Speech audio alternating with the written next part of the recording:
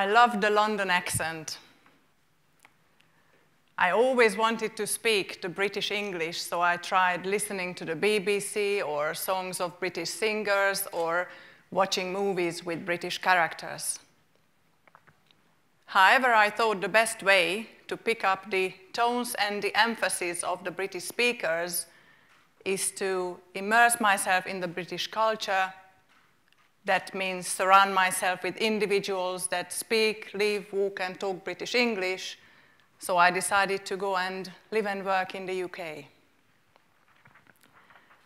I arrived on an unusual sunny day in 2006 spring, and I moved into my first place, which was in a stunning red brick building in the heart of Chelsea, which reflected the historic splendor of late Victorian London.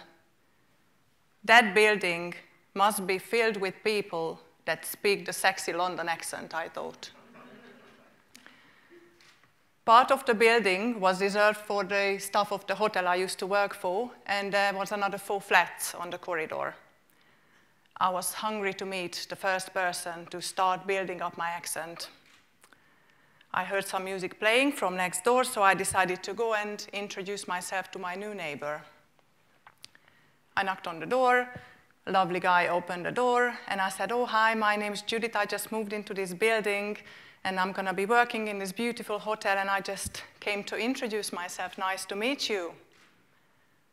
The guy smiled, and he just said, "Buongiorno, io sono Antonio, molto piacere," and he just rushed off to work. That guy turned out to be one of the best chefs I've ever known, but he did not speak a word in English. So we did not communicate too much during the time when we were neighbors. Later on in July, same year, when I tried to communicate my delight, and I showed him this when Italy won the Football World Cup, and I joined the celebration in the building, our connection became a bit stronger. Anyway, I didn't give up, and I went to see who else is living in the building. Second door, I knocked on the door, I introduced myself with the same enthusiasm. Lovely old lady just smiled, and she said, "Hola, Maria, Maria." No chance here to pick up the accent I was hoping for, so I carried on. Third door, knocked on the door opened. I said, "Oh, hi, my name is Judit, I'm from Hungary. Just moved into the building, and I just came to introduce myself, nice to meet you." And the girl just said, "Oh, de jó, mondták, hogy jön egy magyar, nem kell itt erőlködni angolul." Although it seemed a bit of a challenge now, and English seemed to be a foreign language in London, there was one more door to go. I was still very positive, still ready to learn this fascinating way of speaking English. Same scenario, knocked on the door opened, I introduced myself in English, and the young girl, very friendly, like we've known each other for ages, she said, "Dzień dobry." And I just found myself in the middle of a Polish family dinner, which was, I have to say, the warmest welcome I've ever got in England. This Polish girl became one of my closest friends in England.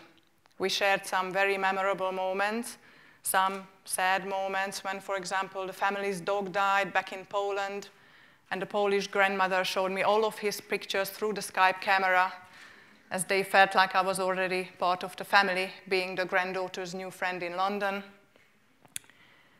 And we also shared some happy moments when, for example, she found out that she was expecting her first child. We still did not speak the same language, but understood each other very well. She was towards the end of her pregnancy when one day she started to feel something not good, weird, and she was worrying about her baby. None of her family members were available. Her husband was outside of London, and her sister was at work. I was at home on my day off, and she came to ask me to help her to book an appointment in the hospital and go to see a doctor immediately. So I did that. I booked an appointment for her on the phone, and we rushed to the hospital to see a doctor. When we arrived, I explained to the doctor that I'm a friend of the family, and I came with my friend to help her to translate. And I quickly explained what the problem was, why we are here.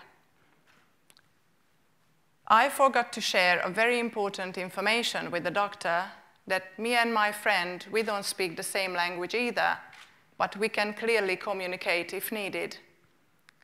So the doctor obviously was expecting me to translate my friend's Polish words to English to him, and his English words to Polish to my friend.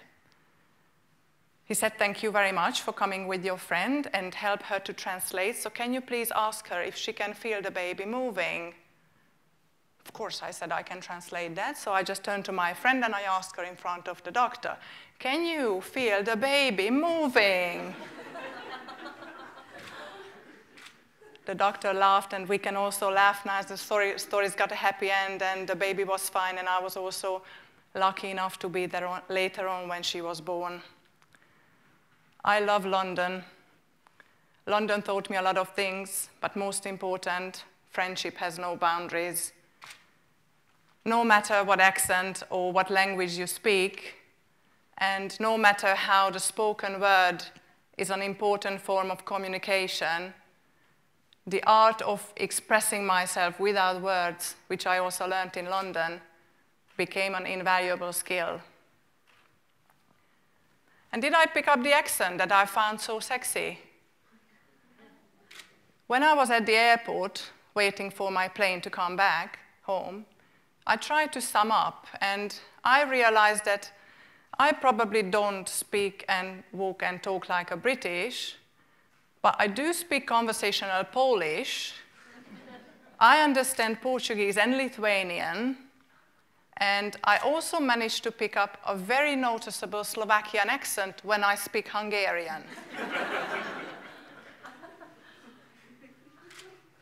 After a couple of weeks back in Hungary, I was talking to some of our English guests in this hotel, and when they found out during our conversation that I was Hungarian, they asked me, "And where did you get your London accent from?"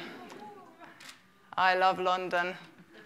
Its colors, its history, the cultural differences, the friendships, the red brick buildings, and the jolly good accent I'm still dying to be able to speak with. Thank you.